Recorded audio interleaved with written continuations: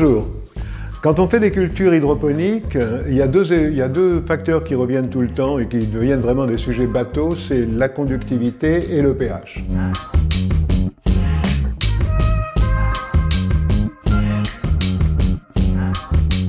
Qu'est-ce que c'est que l'électroconductivité? Comme son nom l'indique, c'est conduire l'électricité. Donc c'est la mesure de la manière dont un corps conduit l'électricité. Par exemple dans l'eau, on va prendre l'eau parce que c'est ça qui nous intéresse. On a un bocal, on y ajoute un fil électrique. Ici, le courant, il arrivera jusqu'à l'eau, mais il ne passera pas. On dit que l'eau pure a une résistance infinie, c'est-à-dire que l'eau pure est un isolant parfait. Cela dit, l'eau pure, c'est presque une fiction, ça n'existe pas. C'est très très difficile d'obtenir de l'eau pure. Donc dans la réalité, vous aurez toujours un tout petit peu d'électroconductivité, un tout petit peu d'électricité, mais alors ça va être dérisoire. Maintenant, qu'est-ce qui se passe quand on ajoute des sels minéraux? Voilà des sels minéraux qui sont dissous. Alors évidemment, s'ils sont dissous, on ne les verrait pas. Donc moi, je fais des petits points à la place. D'un seul coup, l'eau conduit l'électricité. Et d'un seul coup, donc, l'électricité passe. Alors, on ne sait pas combien exactement on a de sels minéraux, et on n'a pas vraiment de mesure directe pour mesurer combien on a de sels minéraux. Mais par contre, on peut mesurer le courant qui passe là, et d'après le courant, estimer combien on a de sels minéraux. C'est une mesure indirecte, c'est-à-dire on ne mesure pas directement les sels, on mesure le courant. Donc c'est une mesure qui est assez approximative pour pas mal de raisons.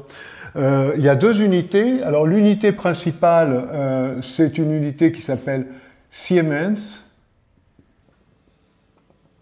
En fait, nous, ce sont des valeurs très très faibles, et ça se mesure plutôt en millisiemens, ou carrément micro-Siemens. Ça va être plutôt pour des solutions mères, ça va être plutôt pour des solutions filles, c'est-à-dire les solutions que vous utilisez vous tous les jours dans votre système hydroponique.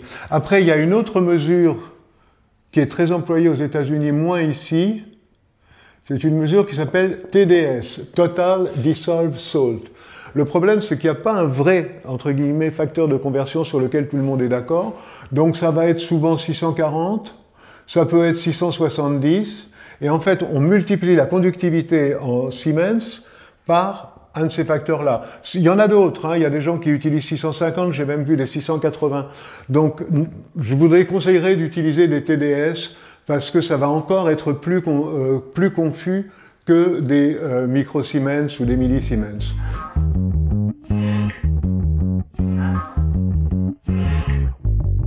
Pour le pH, on peut s'en sortir avec des petites bandes colorées ou ce que nous on fabrique, les petits testeurs colorés, ça coûte rien et c'est super précis. Pour la conductivité, on n'a pas le choix, il faut un lecteur.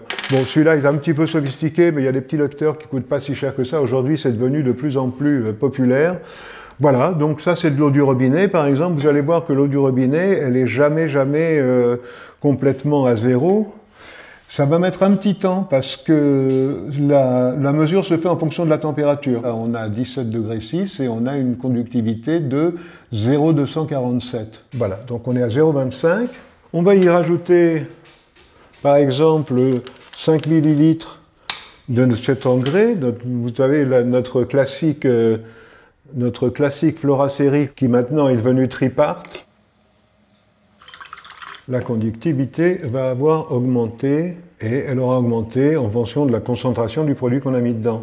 Encore une fois, on ne sait pas ce qu'on a comme sel. Ça, c'est un des gros problèmes de la conductivité, c'est qu'on ne sait pas du tout ce qu'on a comme sel.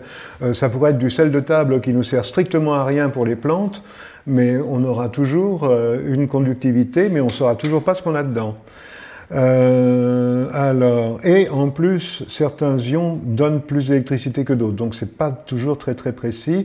Là, maintenant que la température a été à peu près stabilisée à 17,3 degrés, la machine devrait se stabiliser beaucoup plus vite, 0,82.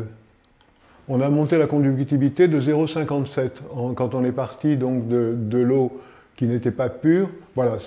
Si on continue comme ça, on va avoir à peu près une croissance linéaire. On va avoir une croissance linéaire parce que notre eau est relativement propre.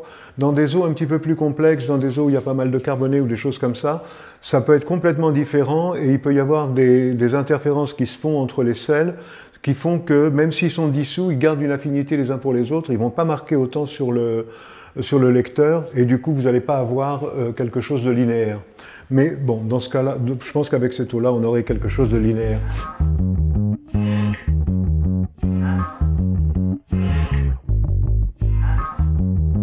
Nous, c'est un outil pour nous, la conductivité. Il y a beaucoup de gens qui se disent ben, je suis un tableau, on m'a dit il faut être à telle conductivité, je vais y être, etc. Et c'est tout. Mais c'est beaucoup plus compliqué que ça. On peut utiliser la conductivité comme on peut utiliser le pH, comme on peut utiliser à peu près tous les paramètres de culture pour jouer sur la plante. Et un des phénomènes les plus importants et qui donc ont une importance considérable au niveau de la conductivité, c'est l'osmose.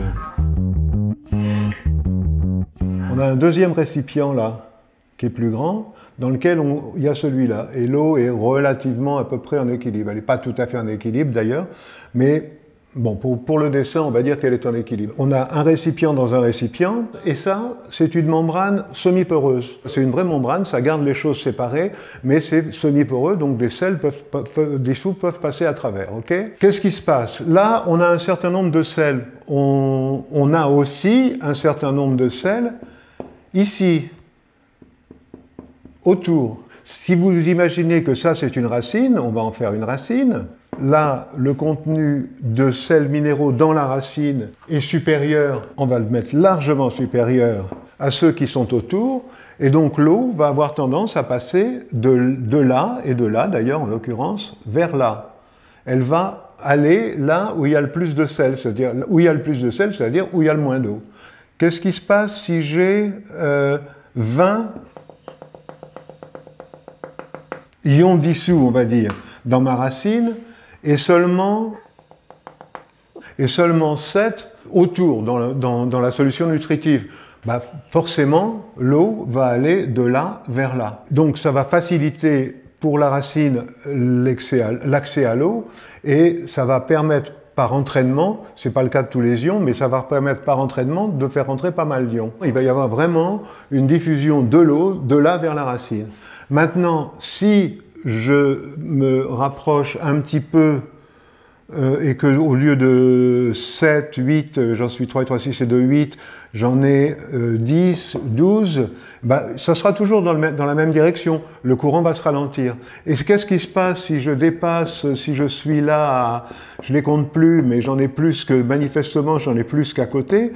Si j'en ai plus que là, eh ben, l'eau, elle va sortir de la racine pour aller à l'extérieur vers le milieu. Résultat, vous pouvez complètement assécher, tuer une plante d'ailleurs, en augmentant considérablement la conductivité. Ce que ça veut dire pour nous dans la pratique, bah, c'est qu'on ne va pas avoir la même conductivité en été et en hiver. Pourquoi? Parce qu'en été, les plantes ont soif. Donc on veut, et elles ont besoin d'absorber beaucoup d'eau pour réussir à se maintenir en vie tout bêtement. Donc en été, bah, ici, on va avoir peu de sel. Voilà. On va avoir très peu de sel, l'eau va rentrer facilement dans la racine.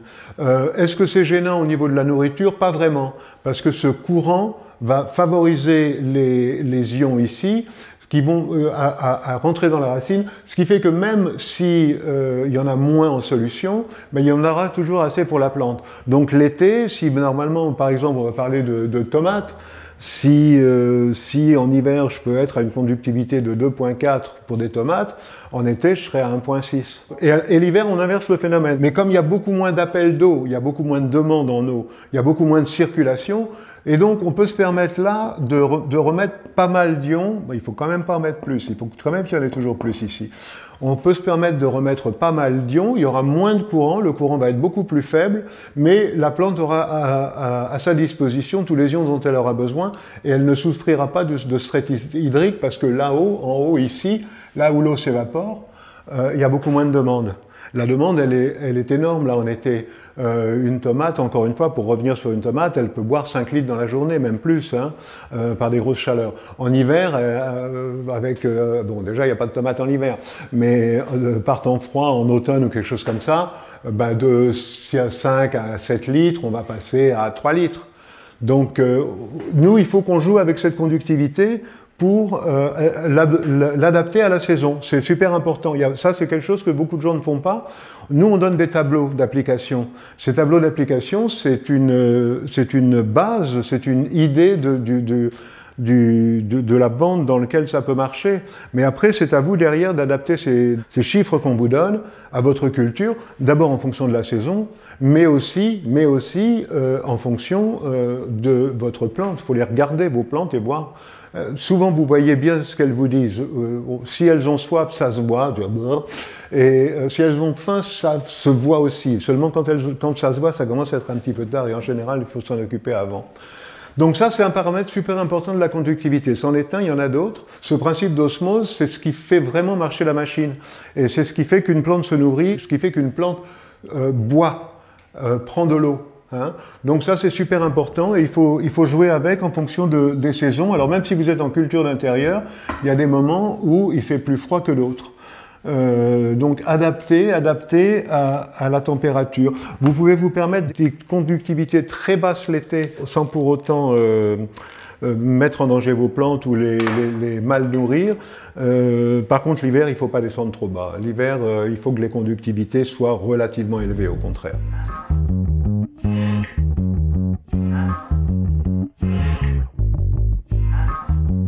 Il y a une autre chose, je vous ai dit que c'était un outil qui peut jouer sur la morphologie. Bah oui, en principe, vous voyez, quand on démarre des plantes ou des jeunes plantes, on doit recommander, ou sur du bouturage, on doit recommander quelque chose comme ça, du 0,4 sur de l'eau pure, si vous démarrez d'eau distillée. Si vous démarrez avec de l'eau du robinet, vous serez plus facilement à 0,6. Mais par contre, une fois que vos plantes sont enracinées, quand vous commencez à monter, en principe, on vous dit, je pense que dès qu'il y a un petit peu des racines, bon, une conductivité de 1. Mais qu'est-ce qui se passe si au lieu d'une conductivité de 1, vous mettez une conductivité de 1,4, on va dire? C'est beaucoup, hein, c'est beaucoup pour une jeune plante. Ça va la stresser. Mais qu'est-ce que va être le résultat du stress? La plante va avoir du mal à boire de l'eau et elle va rester très trapue. Donc on peut jouer, au début de la vie de la plante, on peut jouer sur sa morphologie en faisant des conductivités complètement aberrantes. Il ne faut pas le faire trop longtemps non plus.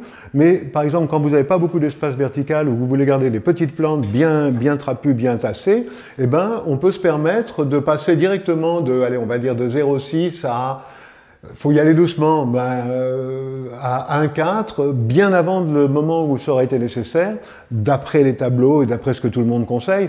C'est pas des choses à faire quand vous êtes débutant, c'est des choses à faire quand vous connaissez vos plantes et que vous savez à peu près ce qu'elles peuvent prendre. Mais là, du coup, si vous avez une variété de plantes qui a tendance à faire un petit peu de l'élongation, vous jouez sur la conductivité et puis vous allez réussir à la garder beaucoup plus trapue.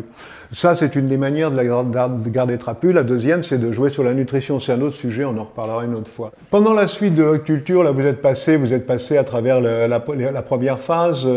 Vous êtes resté à 1,4 pas trop longtemps. Hein, attention, vous pouvez redescendre, pas trop stresser la plante non plus, il ne faut pas la tuer. Vous redescendez un petit peu. Si elle peut prendre que 1 ou 1,2, vous redescendez. Et après, pendant votre culture, pendant tout le temps de votre culture, la conductivité que vous allez utiliser va guider, dominer, être le facteur dominant de l'absorption d'eau. Ça veut dire que plus votre conductivité est basse, plus vous allez dépenser d'eau. Plus votre conductivité est élevée, moins vous allez dépenser d'eau. C'est pour ça que quand les gens nous demandent souvent combien je vais dépenser d'eau pour une culture, combien je vais dépenser d'engrais pour une culture, on n'a pas la réponse. Parce que la réponse, ça dépend vraiment de à quelle conductivité vous menez votre culture. Moins vous serez élevé en conductivité, plus vous allez boire d'eau. Et souvent, l'été, les plantes absorbent énormément d'eau parce que justement, on leur donne une conductivité très basse, alors qu'aux intersaisons, printemps, automne, les plantes boivent énormément moins et là, on remonte beaucoup la conductivité. En fin de vie, vous pouvez de nouveau jouer. Alors donc là, vous allez aussi jouer sur la morphologie parce qu'en fait, moins vous aurez de conductivité, plus la plante va avoir tendance, elle va boire de l'eau, mais elle va aussi pousser, elle va s'allonger un petit peu. pareil, si vous voulez qu'elle ne s'allonge pas, il faut continuer à rester à des conductivités un petit peu au-dessus de la normale. C'est-à-dire qu'une plante qui pourrait prendre un 6, il faut la mettre à un 8, à un 9, à 2, quelque chose comme ça. Une plante, en général, en fin de vie, vous êtes de 1,8, ce qui est un peu bas, mais dans nos systèmes, on a des conductivités assez faibles parce qu'on a une grosse circulation et beaucoup de contacts entre les racines et le milieu nutritif. Donc nous, on est sur des conductivités un petit peu plus basses que des gens qui seraient, par exemple, en laine de roche ou des choses comme ça, où les conductivités sont beaucoup plus élevées. Bref, en fin de vie, vers la fin de la culture, vers la floraison, la fructification, les plantes oscillent entre 1,8 et 2,2.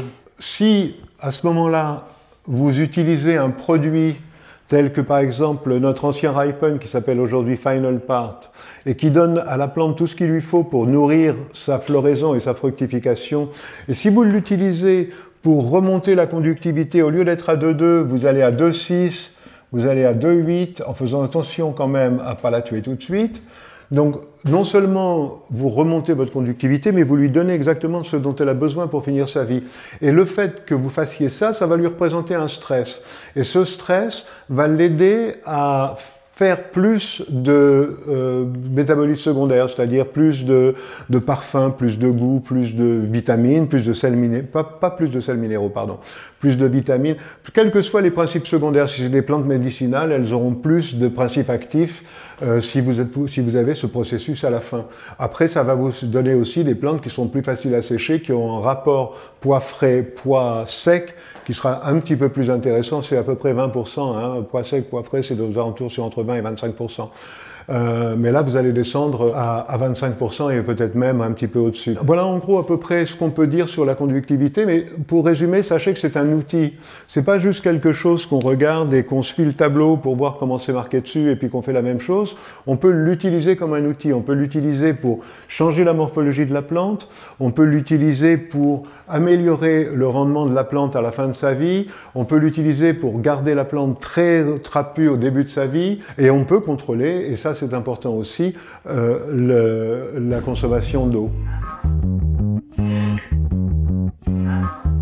Qu'est-ce qui se passe au niveau de la conductivité quand on utilise un engrais organique? Alors, j'ai pas de quoi faire une comparaison tout à fait exacte, mais là, on va essayer deux produits qui sont quand même très proches en NPK. Celui-là fait 3,1,6 et celui-là fait 3,1,5. Bon.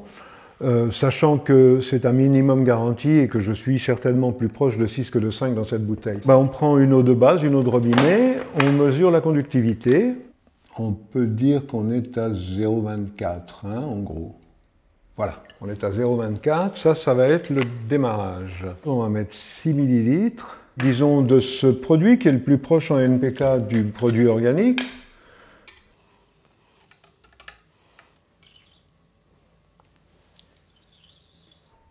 Et on va mesurer une conductivité. Pareil, il faut attendre une petite seconde que la température s'équilibre, à 19,3 degrés, à 19,5, on va l'arrondir à 1,20. Donc d'une manière assez significative, pour 6 ml, on a gagné presque 1 point de conductivité. On va maintenant refaire la même chose. Là, j'avais exactement 1,5 litre d'eau. On va refaire la même chose avec 1,5 litre d'eau nouvelle qu'on va aller chercher. Voilà de l'eau la même, du même robinet, donc on est toujours reparti sur 0,24. Et maintenant, on va rajouter 6 ml d'un engrais organique qui a une composition, je ne vais pas dire que c'est exactement la même, mais elle est extraordinairement proche du produit gros minéral qu'on vient d'utiliser. On va faire la même chose, on va mettre 6 ml. On s'assure bien que tout est dissous. Et on reprend une conductivité. 0,94. Donc, et on avait au départ 0,24. On est monté, vous voyez, avec un produit extrêmement similaire. Il y a une grosse différence quand même, très au-delà des erreurs de manipulation, entre la conductivité qu'on a obtenue. Pourquoi ça? Parce que dans les engrais organiques, les sels minéraux sont complexés. On appelle ça complexés, c'est-à-dire qu'ils sont inclus dans une molécule organique. Et donc tout ce qui est inclus dans cette molécule organique, qui est dissous mais qui est toujours complexé dans cette molécule organique, ne va pas lire sur le lecteur de conductivité. Ce qui fait qu'on a toujours une conductivité dans une solution organique qui est très en dessous de la réalité. Ça veut dire que, premièrement, quand on travaille en hydroponique sur une solution organique, il ne faut pas se fier trop à la conductivité. C'est juste un élément, une petite information, mais c'est certainement loin d'être juste. Deuxièmement, quand on travaille en organique, il y a une grosse réserve de nourriture là-dedans. C'est-à-dire tout ce que le lecteur n'a pas vu, qui était complexé, va se libérer au fur et à mesure que des bactéries ou des champignons vont manger la partie organique de la molécule, c'est-à-dire la partie carbonée, pour rendre l'ion libre. Ça veut dire que si on laisse cette solution-là en présence de bactéries ou de champignons, nous on utilise souvent des trichoderma, pendant un certain temps, on va voir la conductivité monter petit à petit. Ça veut dire aussi qu'il faut travailler en organique avec des conductivités beaucoup plus basses. Parce que imaginez par exemple que vous êtes à une conductivité normale, on va dire, c'est-à-dire une conductivité de 1,4, 1,6, et puis que d'un seul coup la température monte considérablement, qu'est-ce qui se passe? Les petits micro-organismes, ils vont se mettre à se déchaîner, à se surmultiplier, à manger comme des malades, et votre conductivité, elle va passer à, ça m'est déjà arrivé, elle va passer de 1,8 à 3 d'un seul coup. Donc, en organique, la conductivité est moins une information, et là, c'est ce qui rend cette culture un petit peu plus complexe. Même le pH est d'ailleurs moins une information pour différentes raisons. Déjà parce que vous êtes obligé de laisser le pH assez élevé pour que les micro-organismes soient heureux, donc vous avez moins les moyens de jouer qu'en minéral, où vous pouvez aller de 5,5 à 6,5, 6,8. En organique, il ne faut pas descendre à 5,5, vous tuez tous vos micro-organismes. Donc vous aurez tendance à avoir votre culture plutôt aux alentours de 6, 6,5. 6,5 et moi je dirais même 6,8. Voilà. Donc faites très attention, surtout à la conductivité en organique. Il faut qu'elle soit, moi je conseille toujours de ne pas dépasser 1. Au maximum 1,2. Mais c'est tout. Voilà, pas plus que ça. Et vous allez voir que cette réserve va vous durer très très longtemps. Et que sans que vous rajoutiez d'éléments, eh bien en principe votre conductivité va rester relativement stable. Tant qu'il y a une réserve et que les nutriments continuent à être libérés, la conductivité ne va pas descendre. Ça ne veut pas dire que votre plante n'absorbe pas. Ça veut dire que le système fonctionne. Après, la difficulté, c'est d'anticiper le moment où il n'y a plus de réserve et où il va falloir rajouter un petit peu d'engrais organique pour qu'on ne redescende pas en dessous de 1. Et il vaut mieux ne pas attendre de descendre en dessous de 1 pour reconstituer cette réserve. Donc ça demande un tout petit peu d'expérience. Voilà, je vous remercie et je vous souhaite des bonnes cultures et à bientôt pour un nouveau petit tuto. Au revoir.